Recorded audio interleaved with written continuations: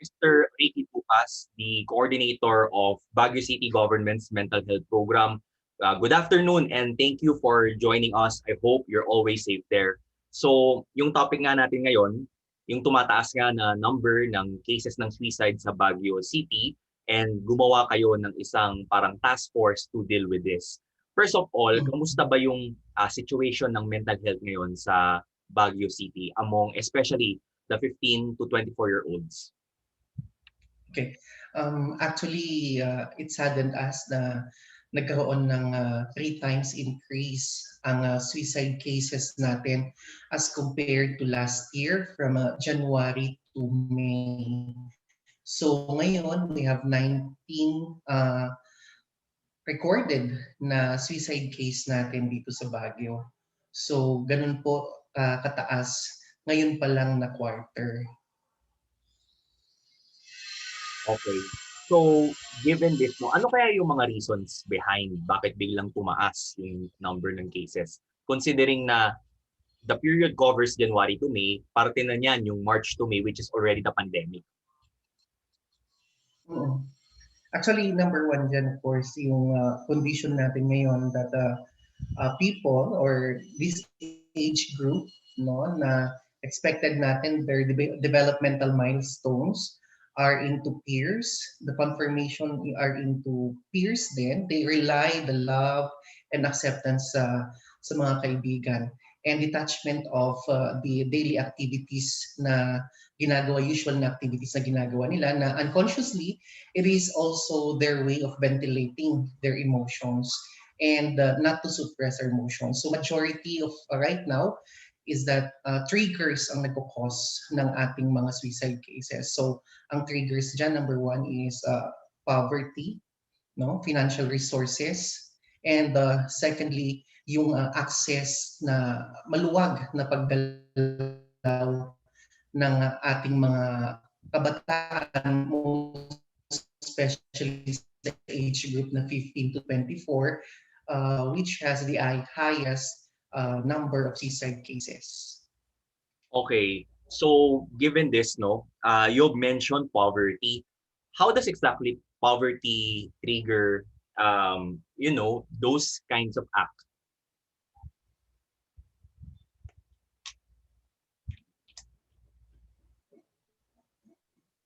Stability is number one. Marami tayong napansin na kung saan kapag nagkakaroon tayo ng processing sa mga humihingi sa atin ng psychosocial support, na may mention lagi nila na dahil walang trabaho, nawalan ng trabaho, kaya lagi kami nag-iisip, papaano na bukas. So overthinking is there, no?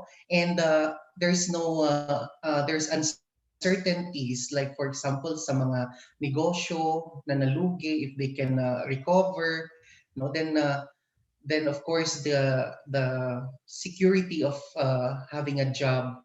So yun yung mga factors na nakita natin na triggers. So yung mga bata, naapektuhan sila sa kondisyon na or sa nakikita nilang kondisyon ng kanilang mga magulang. So as much as they want to help, pero wala silang magawa, so that forms the guilt feeling inside, and they tend to suppress their emotion instead of verbalizing their emotions, expressing their emotions, and nasusuppress ito ng nasusuppress hanggang sa maipon-ipon na.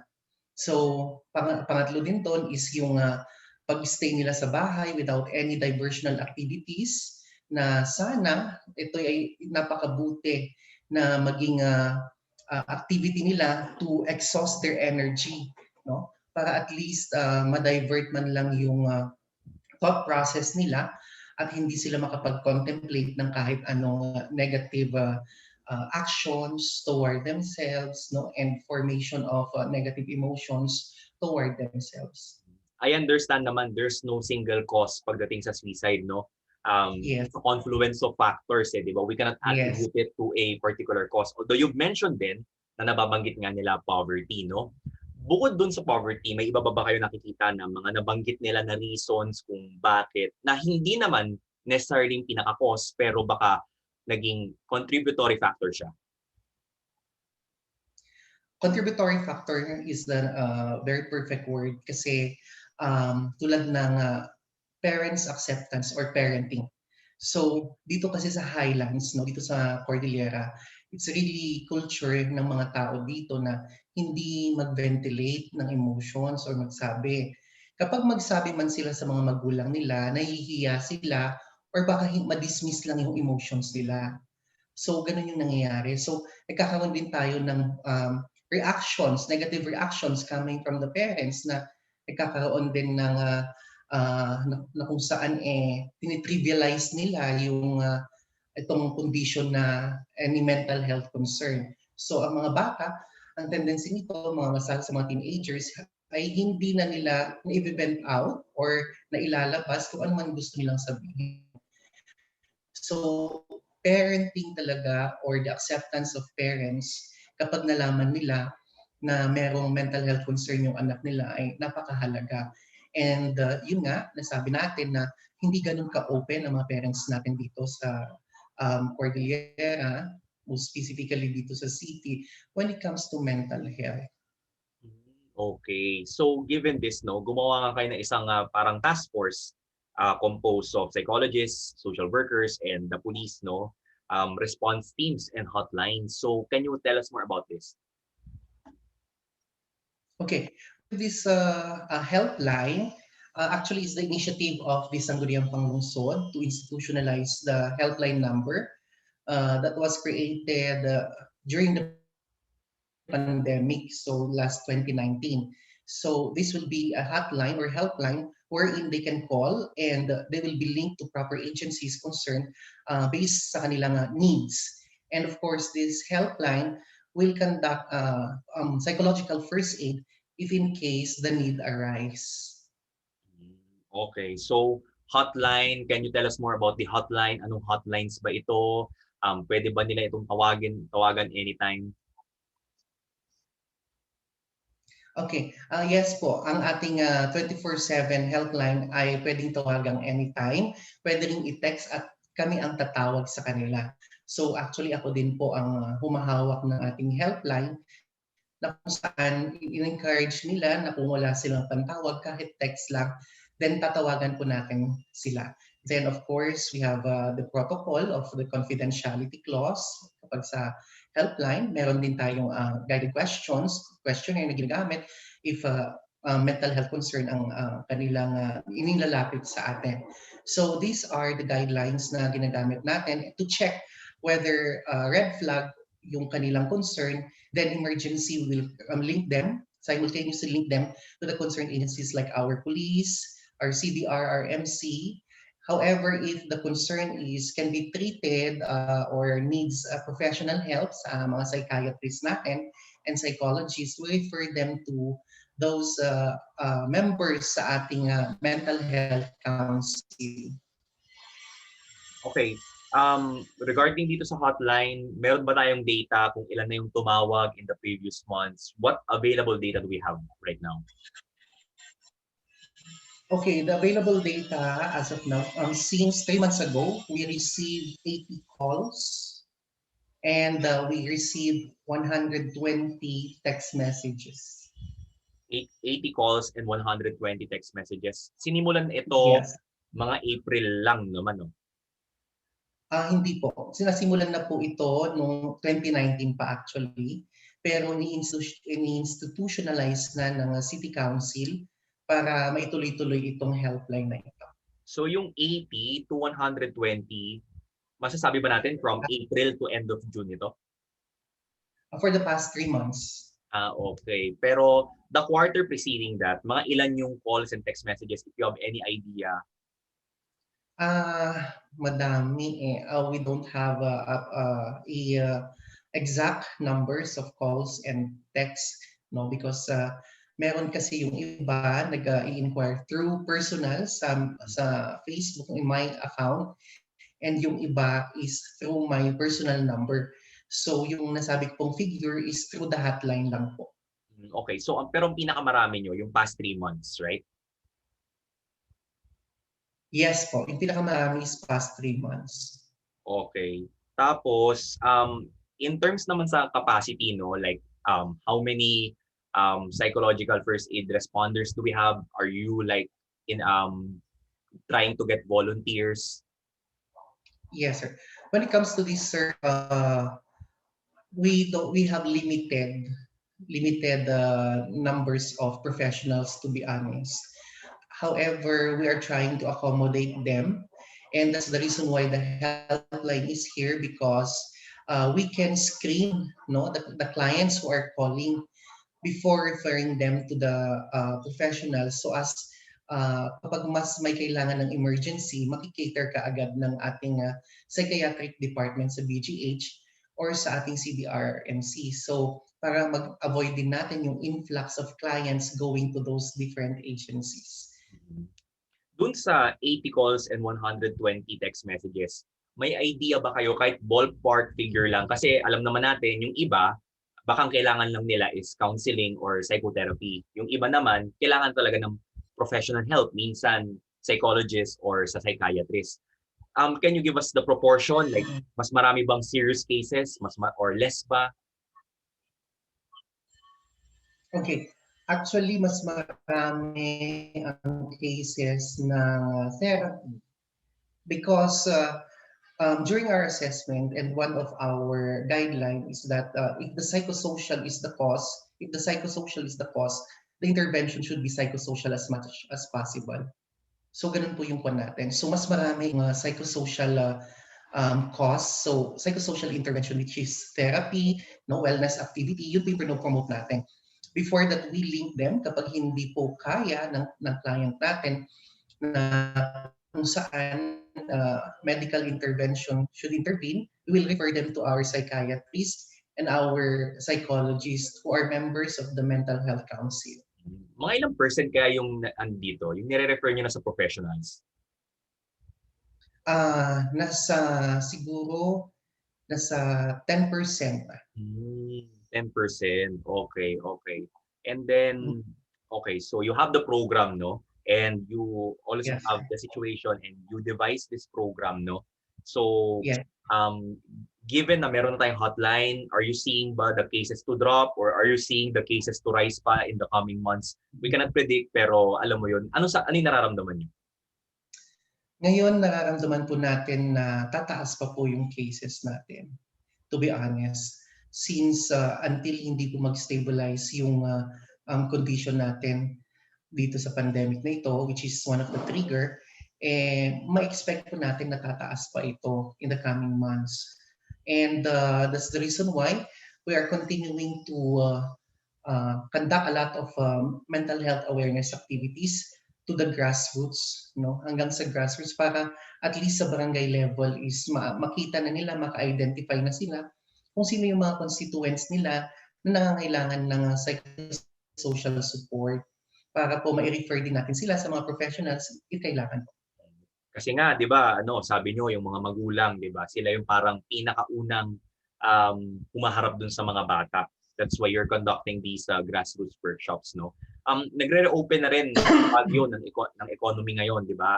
Kahit vaccination card na lang, pwede na makapasok yung mga turista. Makakatulong ba to itong pagre-reopen ng economy ng Baguio to, of course, it gives livelihood and baka mas maraming income na yung mga magulang and mabawasan yung cases. Are you seeing that relationship? Somehow, there's a big relationship, no? However, if you can see kasi the data, makikita po natin dito na may panay kabataan. So I think ang opening is a slight na help siguro when it comes to financial stability sa mga magulang. So siguro yung opening of classes ng mga bata, yung nakikita nila yung mga kaklase nila, mga friends nila, yun siguro yung inaantay natin, yung pag-open ng face-to-face classes, yun siguro makikita natin na malaki ang impact sa pagbaba ng ating mental health concerns and suicide cases. Okay. So, para sa mga kabataan ng Baguio, ano yung maipapayo mo para yun nga, no, lalo na pag hindi nila kaya yung sitwasyon, na-overwhelm sila, ano yung mga maipapayo nyo sa kanila so that they can cope with what they feel? Okay. First, I would like to address this sa mga parents, no?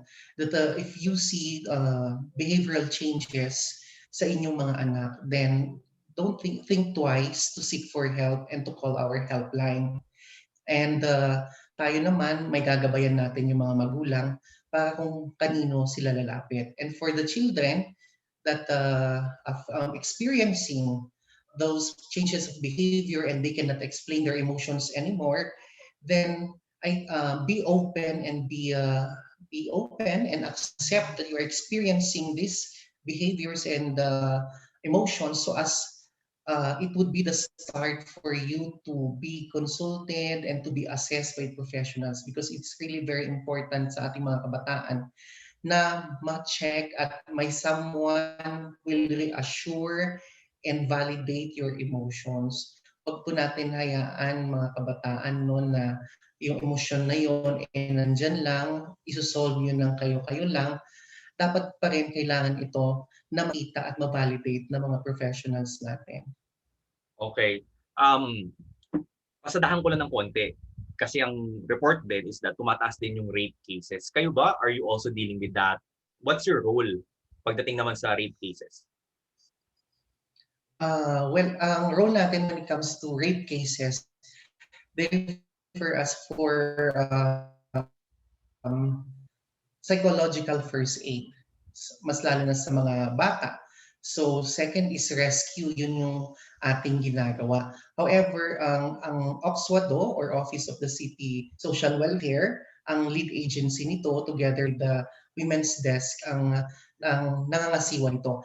Kapag nire-refer po yung mga family or family members or mismong victims sa atin, that's the time po napapasok po ang mental health programs po natin sa kanila. Okay. Para naman dun sa mga naging biktima ng rape, no, nakakita ba kayo ng trend sa pagtaas ng rape cases ngayon sa Baguio? Yes, based sa nabasa ko no na last year, yung pinaka-latest na nabasa ko last year, there is an increase of rape cases dito sa Cordillera. Number one dyan because of the idleness, no? Idleness dahil walang trabaho, nasa bahay, no? So there's a lot of, things going around their mind kasi wala nga po silang ginagawa. So kaya isang contributory factor yon na tumaas yung rape cases dito sa Cordillera. Okay. So, may data ba kayo just in case? Comparable data yung pag-rise sa rape cases? Sorry sir, but I don't have any data, concrete data regarding sa rape cases po natin. Okay. So hindi po na-forward sa office natin yung mga cases po ng rape. Okay. Ano yung may papayo niyo naman para sa mga biktima ng rape sa Baguio, how they can cope with that traumatic experience? I mean, it's never justifiable, di ba? Pero minsan, alam mo yon, hindi natin nakokontrol yung iba. So ano yung mapapayo niyo sa kanila?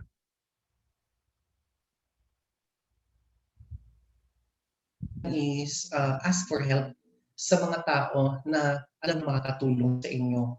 If you think na hindi mag-response or nasabi niyo sa mga magulang niyo at hindi maganda yung response sa feeling niyo, hindi maganda yung response sa mga magulang niyo, then go to the nearest official sa barangay niyo. And para at matulungan kayo sa inyong experience na nangyari sa inyo. Kasi yun yung pinakamahalaga, magsalita. Huwag natin kasi ito hindi na nangyayari ngayon sa kasalukuyan. Okay. Tapos, para naman sa mga magulang, balikan natin yung sa kaso ng suicide, ano yung may papayo nyo sa kanila so that they can, number one, see the telltale signs just in case may nararamdaman yung kanilang anak, and of course, to better care for their children. Sa mga magulang po, it's okay to talk about suicide sa tahanan. Kasi suicide is, I just want to usapan ng suicide. It can contribute to the plan of the person. But no, that's a myth. So pwede pong pag-usapan, pwede niyo pong diretsuhin tanungin yung kamag-anak anak ninyo, kaibigan ninyo, kung may plano silang sabihin nila. Kasi planado po ang suicide. So if you ask them when, how, where, what time, then sasabihin ko nila, sasagot ko nila. And from that, makakahingi po kayo ng tulong at alam niyong i-prevent kung ano yung mga intervent or action na pwede nyo gawin. Like for example, kapag sinabi niya ngayon, then you can implement 24/7 suicide watch while helping for the medical intervention or professional intervention. So mas maganda po na pinag-uusapan and you check every now and then your children or yung mga tao sa bahay ninyo. If you observe that there are different behavioral changes. Is there anything that you would like to add or you would like to share with us? Uh, to ask, to share siguro, I would like to share na we have a lot of we have a lot of agencies or sa LGU natin ay open po na pwede nyong lapitan when it comes to your mental health needs or kailangan nyo po ng tulong. No? Marami po tayong ahensya na pwede pong lapitan and nasabi na po yan ng local government of Baguio na kung saan maging open lahat po ang agencies natin when it comes to people seeking for help at dapat may intervention na gawin para po sa mga taong ito. And mayroon din tayong mga helplines na pwedeng tawagan at updated naman po ang ating Public Information Office para doon po tayo tumingin ng mga hotlines or helplines na pwede ninyong tawagan kung ano man ang concerns po natin. Sige, paulit na lang ho ng mga hotlines natin para sa mga nanonood, no? For the helpline, we have the City Health Services Office or the LGU helpline. Ito po ang ating numero, 0919-069-6361. Pwede po kayong mag-text lang, wala po kayong pantawag dahil tayo po ang tatawag and we'll make it a point na ang ating conversation will be confidential. Then after that, papareportin po namin kayo dito sa ating opisina, dito sa Health Services Office para po maiproseso ng maayos yung inyong pinagdadaanan. Okay, so Mr. Ricky Ducas, no, ang coordinator ng mental health program ng Baguio City Government. Maraming salamat and mag-ingat ka lagi. Thank you so much, sir. Agyaman kami kada kayo amin and keep safe everyone. Choose life.